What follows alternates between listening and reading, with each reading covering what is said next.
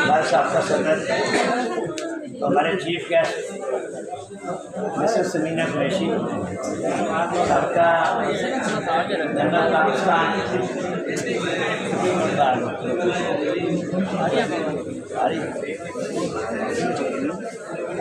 साथियों, मैं आज समीना कुरैशी को भावनगर बार में बतौर अमीदवार प्रेसिडेंट के लिए वेलकम कहता हूँ। और आप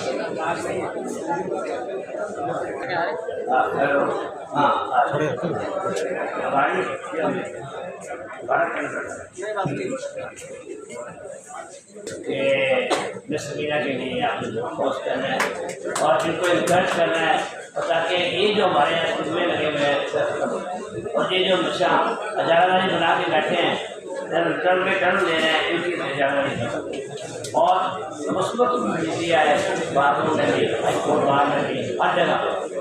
तो मेरे ख्याल में हमारी बात जो है वो पंजाब की एक बेहतरीन बातों में शुमार है।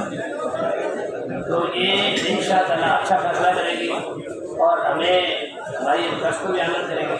आज मैंने आपके लिए हल्की सी चाय का इंतजाम किया है, तो हैवी चाय का इंतजाम नहीं किया।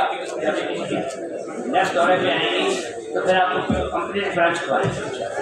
आज हल्की सी चाय किया। Thank you very much.